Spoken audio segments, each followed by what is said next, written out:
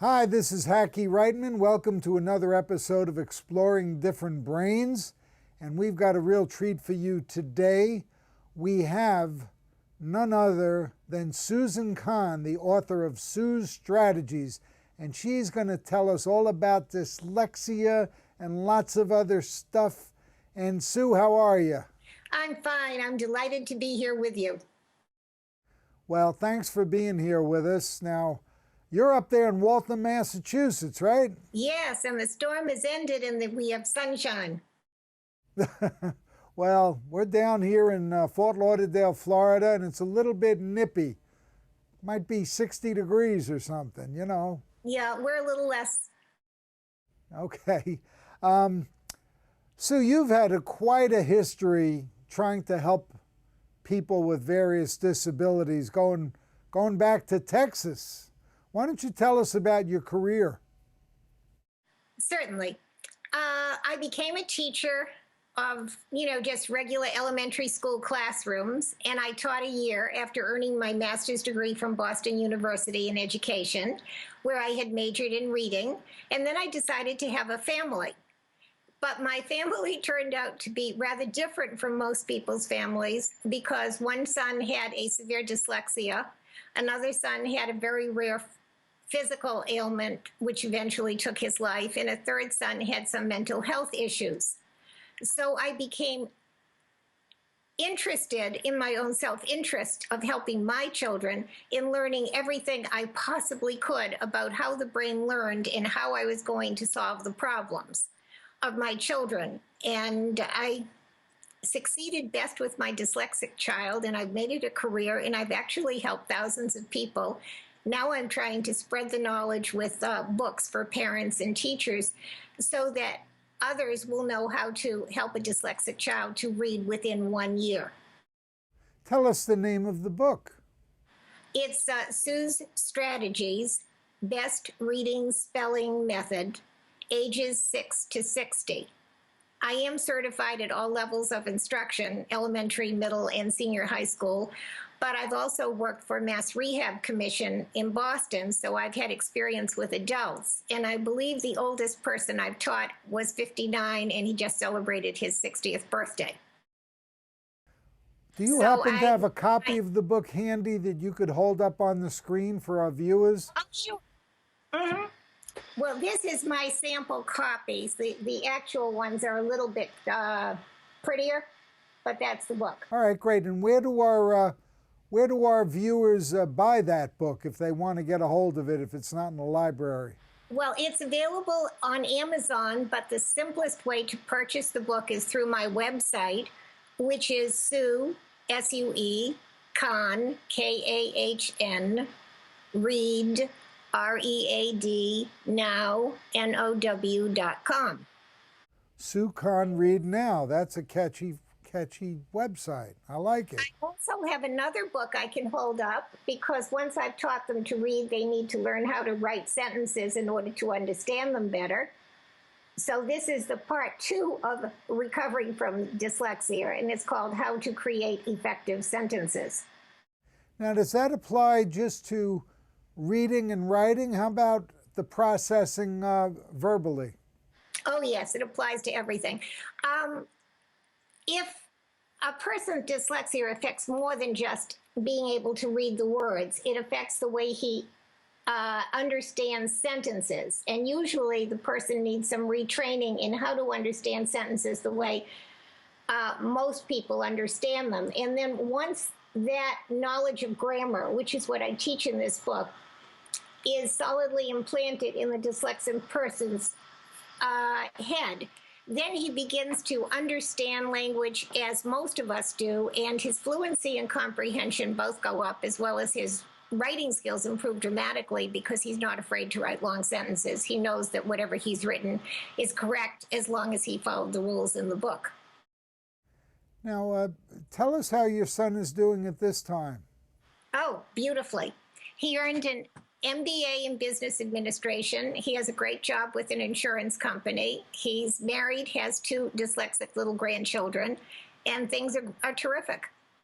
Now, Sue, tell me how you see the brain. What I mean by that is this. I got brought into this whole thing kind of circuitously because my daughter Rebecca has 23 brain tumors and had a couple of major brain surgeries, but she was doing pretty good, and all I knew was on her neuropsychological testing at the time she had some ADHD and some memory deficits, and she went off to get her discrete math degree at Georgia Tech, and in so doing inspired me to make the movie The Square Root of Two, starring Darby Stansfield from Scandal. But after I made the movie, Rebecca, like yourself, started helping kids with learning disabilities, and the founder of the school she was working at in Georgia said, you know, your daughter has Asperger's too, and I didn't know what that was. And then I found out about autism, and then I held up release of the movie. So I've gotten into this whole thing by researching and then writing the Asper Tools book on Asperger's, autism, and neurodiversity. And the reason I'm telling you this whole long story is I'm seeing every brain as being on a spectrum, not just autism spectrum, but just all kinds of different brains, okay? And if we start adding up all the things, it's ADHD, it's dyslexia, it's PTSD, it's autism, it's Asperger's, it's OCD, you name it, there's a million of them. And it strikes me that you're seeing the brain in a similar fashion when you're able to take these dyslexic individuals and have them reading and constructing good sentences and doing all that in 1 year. Could you elaborate on your view, your macro view of the brain and neurodiversity? Yes. Well, my scope has been much narrower than yours, and I certainly admire you for all the work that you've done, and I'm delighted to hear about your daughter. That's just awesome. My son basically suffered from the ADHD and the dyslexia. And I was lucky enough eventually, once I got over the hurdle of, oh my God, I'm going to put my son on meds, to have a fabulous psychopharmacologist who understood my son so that his attention was there. And then the issue clearly was dyslexia. Now, Dr. Sally Shaywitz from Yale University Child Development Clinic has been taking fMR pictures of dyslexic brains for approximately 30 years. So she can validate that the language cells for dyslexic people tend to be in the right hemisphere and not all together.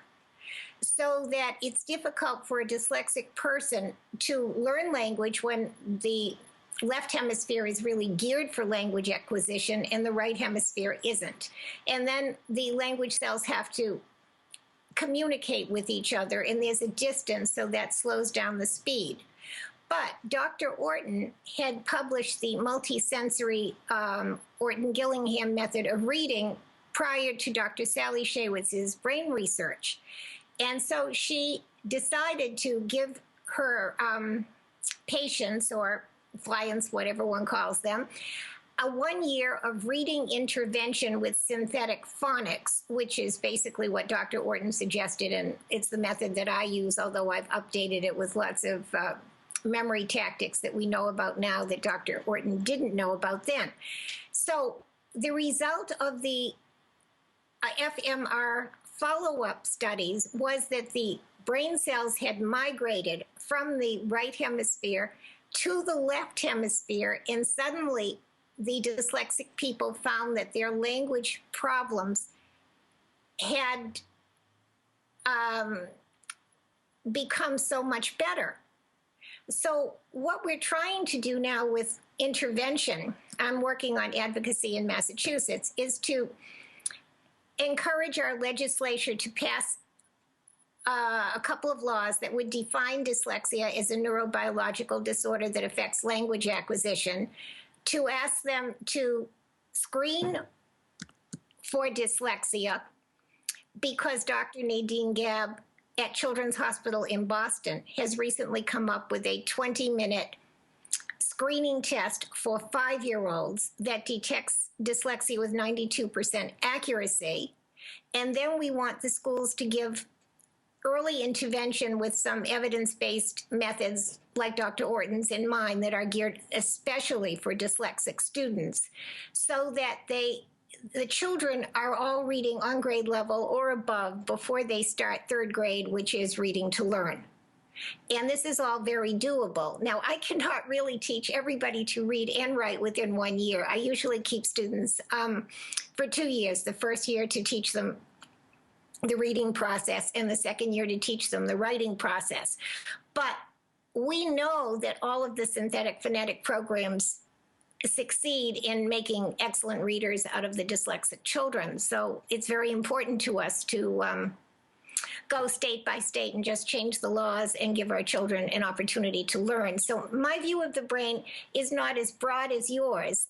I mean, I also understand about different areas that affect learning, you know, the frontal lobes and the ADHD and the executive function, but my work has primarily been with the dyslexic language acquisition problem, and it's in that way that I can help people the most.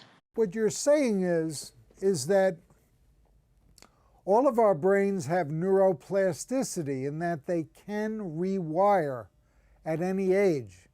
And that is a very, very hopeful and positive thing for many. And that's true for dyslexia, but it's true for a lot of other stuff too.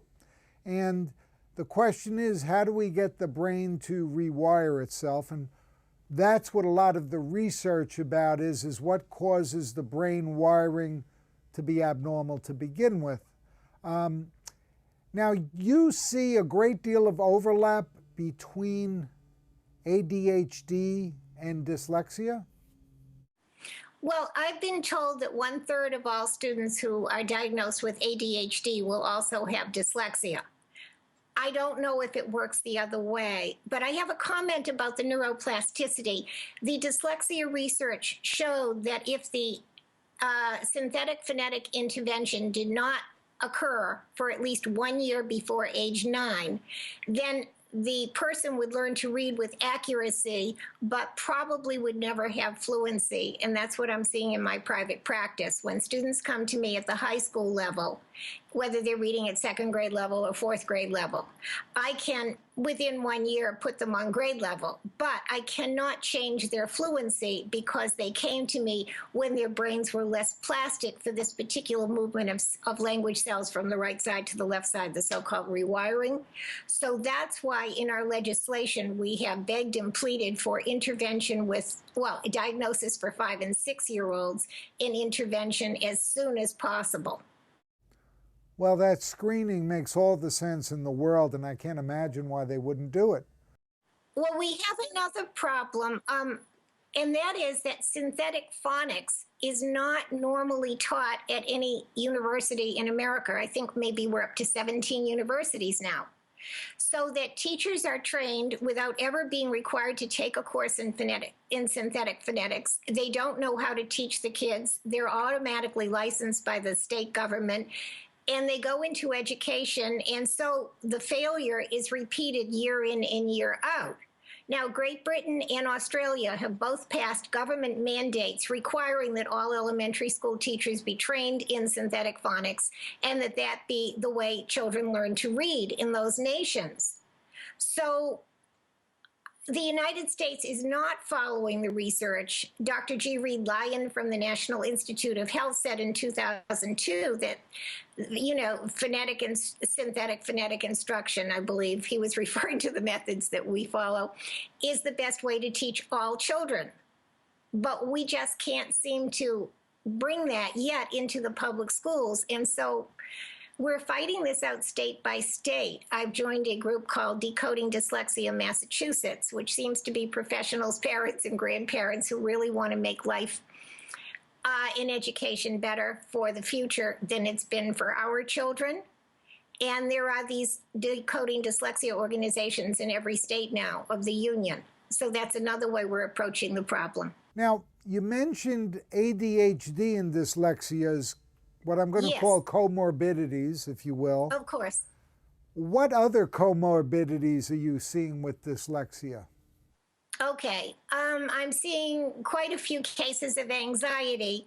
but I do not know if it's the failure in school causing the anxiety or if it's organic.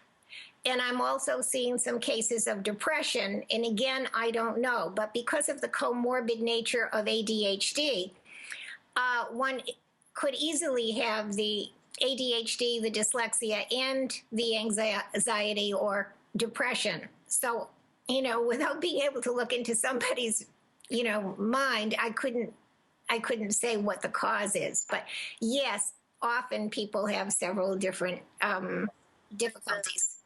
Why don't you rattle off for our audience some of the great people who are functioning quite well who are dyslexic in this world, so-called celebrity dyslexics?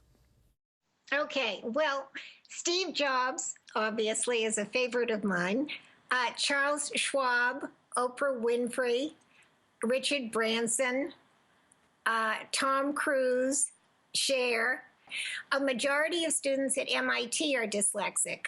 50% of NASA scientists are dyslexics. You see, dyslexics are very lucky in one way. They may struggle with language, but their right hemispheres tend to be a little larger than people like myself who have the ordinary left hemisphere being larger.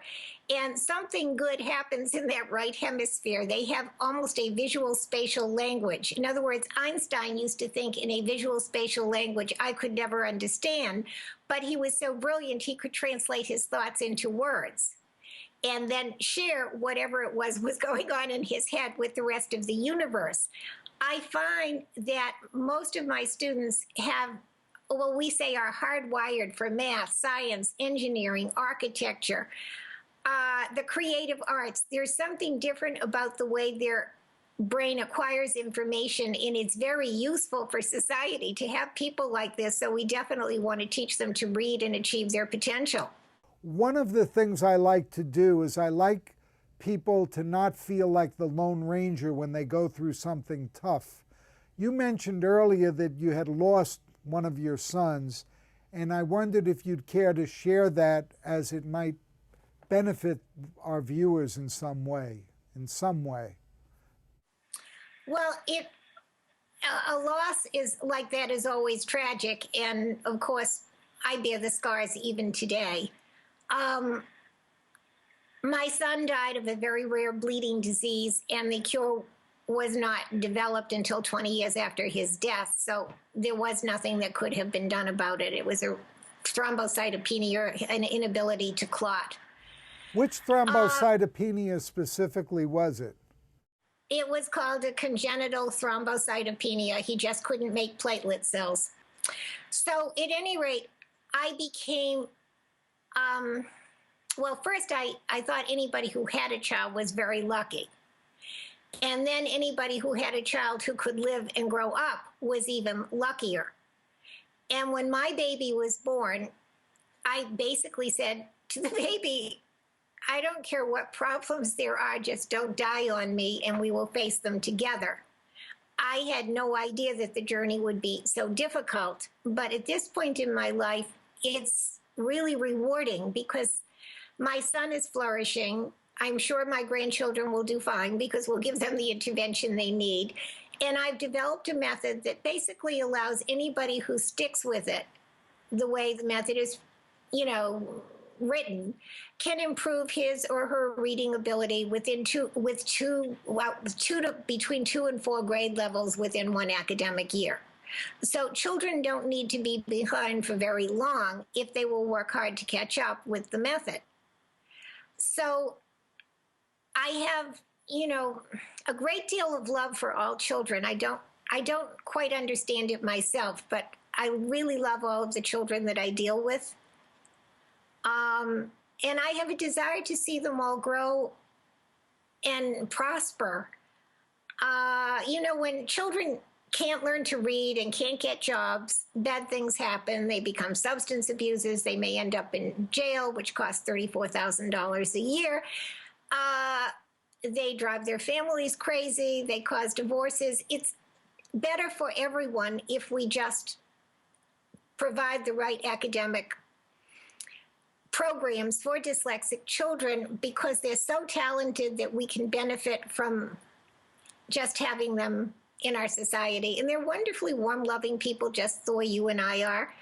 It's just they have this little difficulty learning how to read and write in the beginning.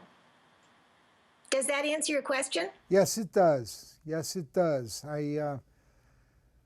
I know when I was in the waiting room at the Mayo Clinic, waiting for Rebecca to get off the operating table, having some experimental brain surgery when she was about 4 years old. She's 33 now. And she wasn't supposed to make it through, and if she did, there were going to be a lot of problems, we were told. And I remember making every kind of deal I could with God.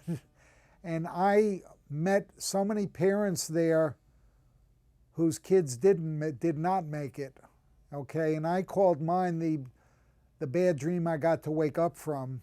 But that is kind of what sent me back into pro boxing and doing a lot of the stuff I'm doing. And I think that the richness of what you give to so many is just something to be greatly, greatly admired. How you see things clearly, how you want everyone to prosper, and you want all children to do good. And these children have a way of turning into adults too, you know, so as the adults. Very nice adults. And I was so glad to hear that your son now is, taking the challenge of dyslexia. He's working. He's got a family. He's doing well, and how you're helping so many others with a very, very finite tool. With a very finite tool, it's not a big mystery, and we want to help mainstream what you're doing and help you get some of that legislation passed. It amazes me that the powers that be don't want to do these screenings. There was recently one of the medical associations came out against screening for autism at a very young age. And I don't get it, you know, I don't get it.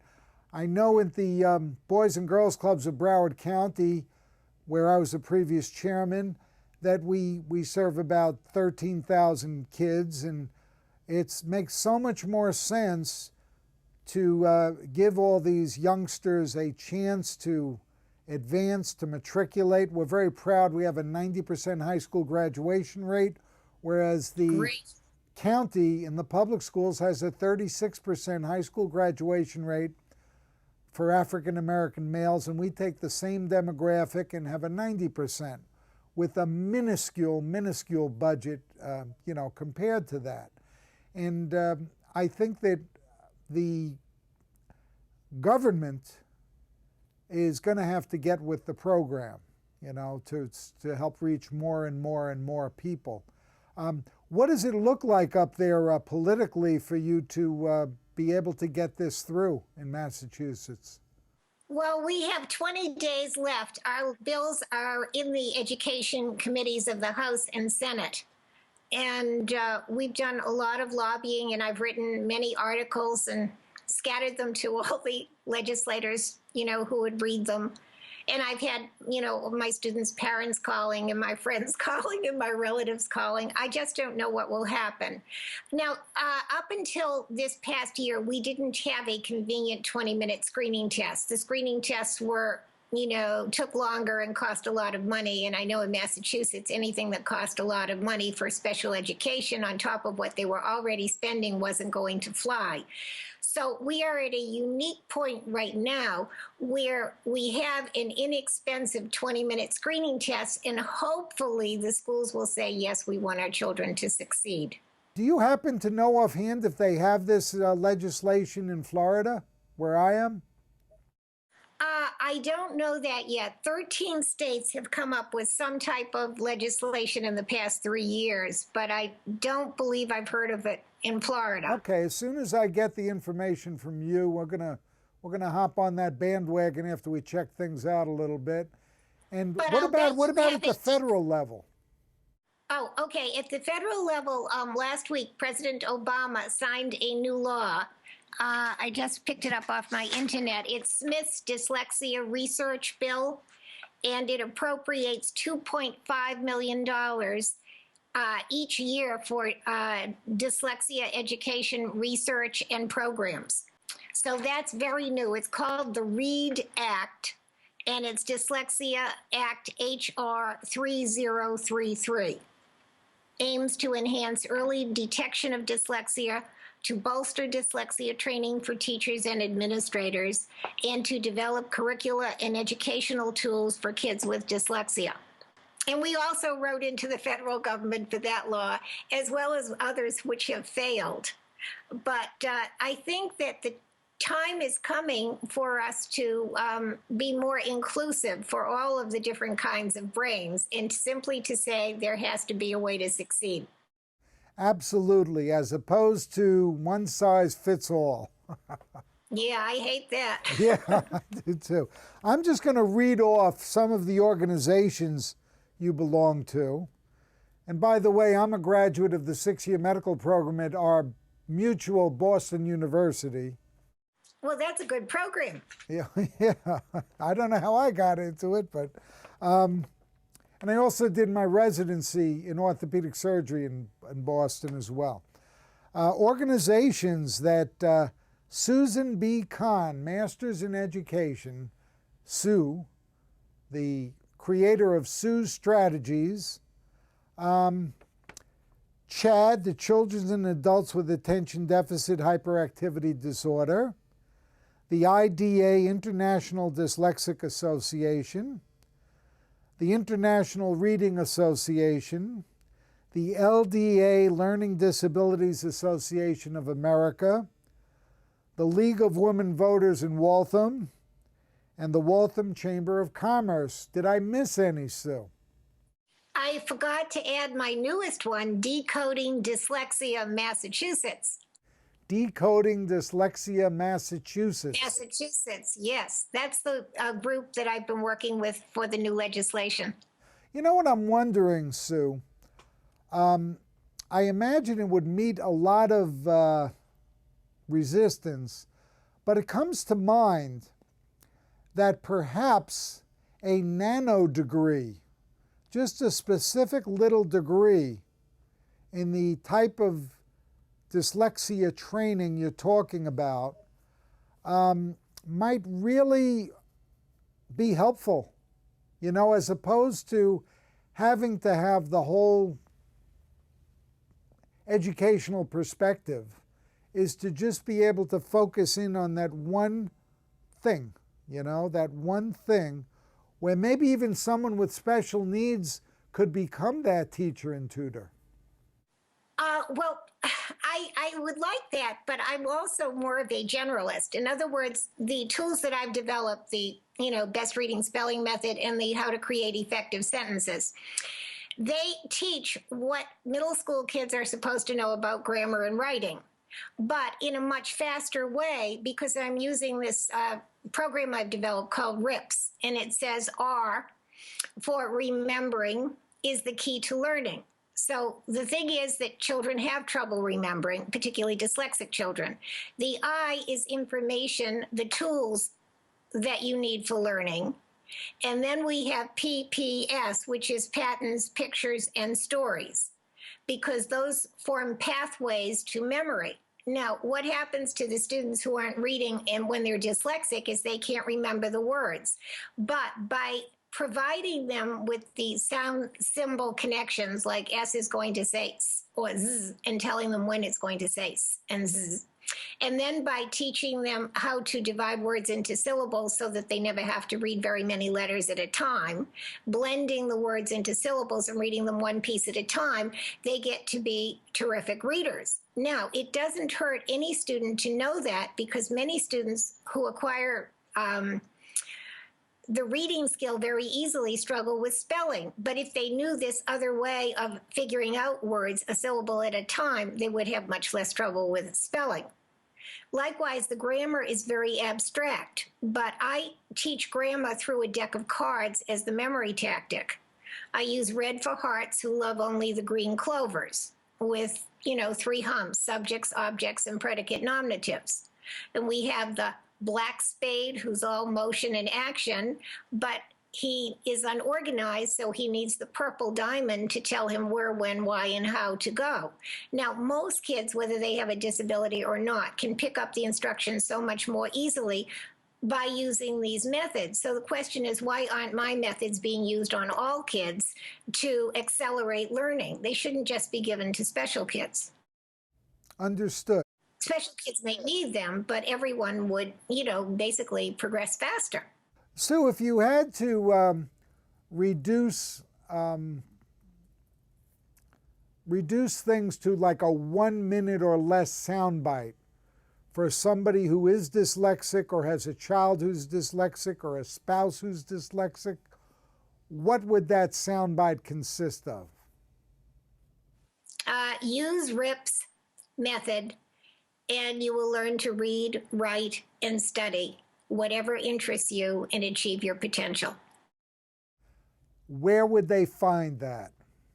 I posted a YouTube yesterday of RIP's, but it's the strategy behind the books that I've written.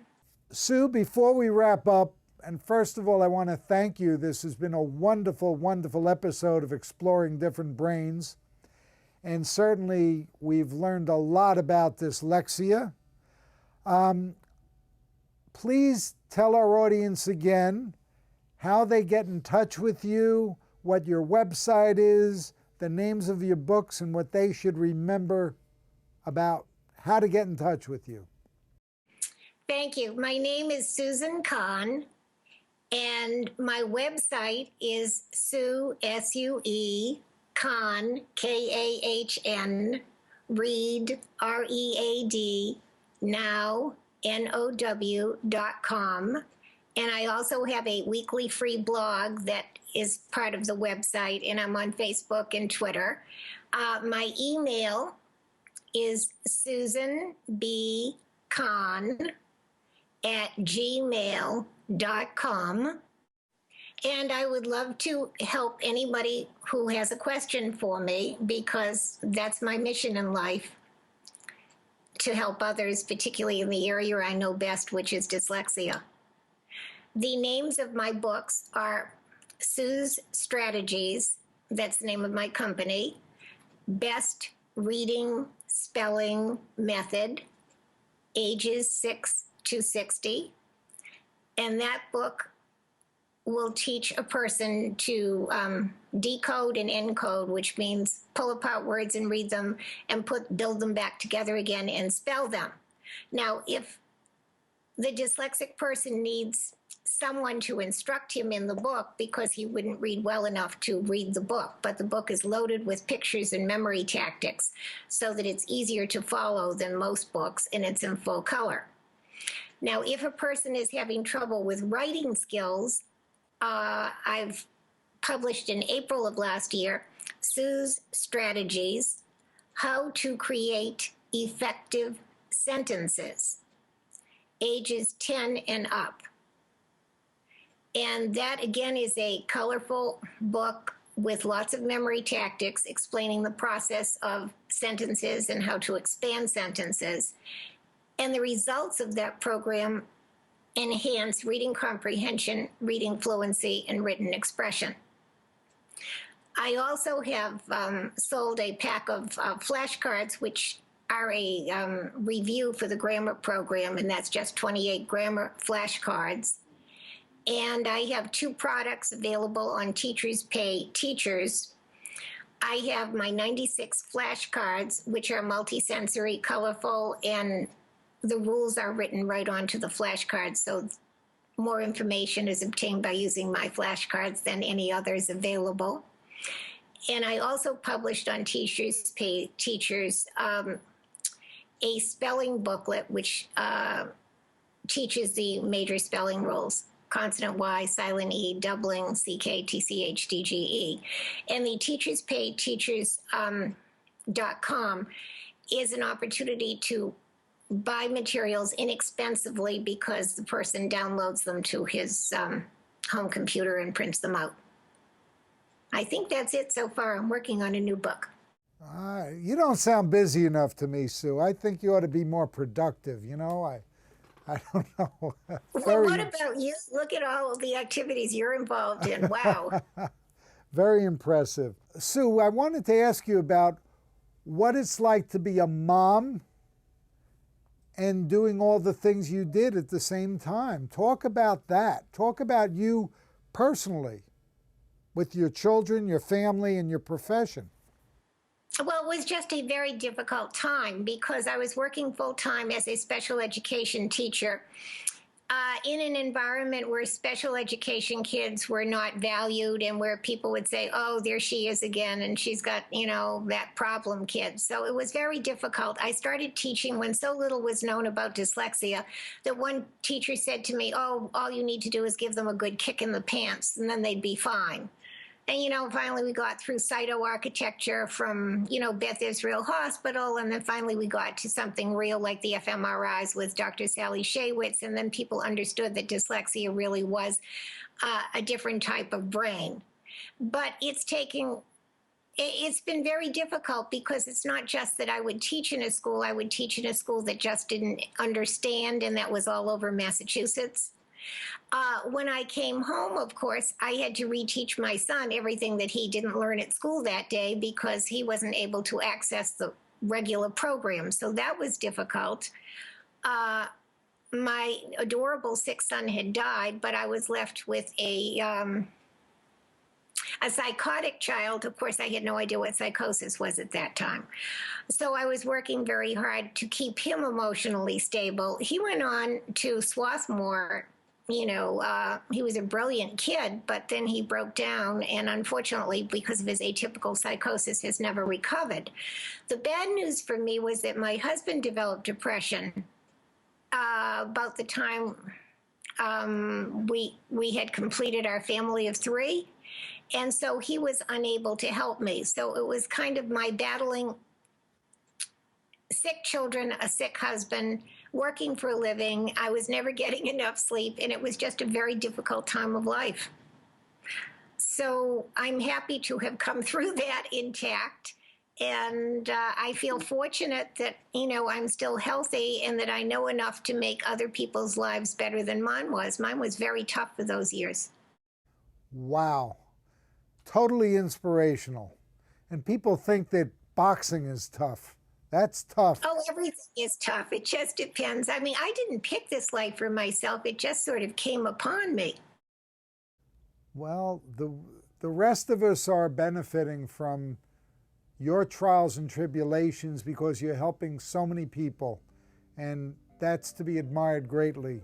Well, we've been talking to Sue Kahn, and it's been a pleasure, Sue, and I hope to see you again soon, and we will, and I hope to meet you in person. So I would love that. I hope you're going to be in Boston. yeah, I think I have a speaking engagement up there in the fall, so hope to get back up there to our alma mater, Boston University.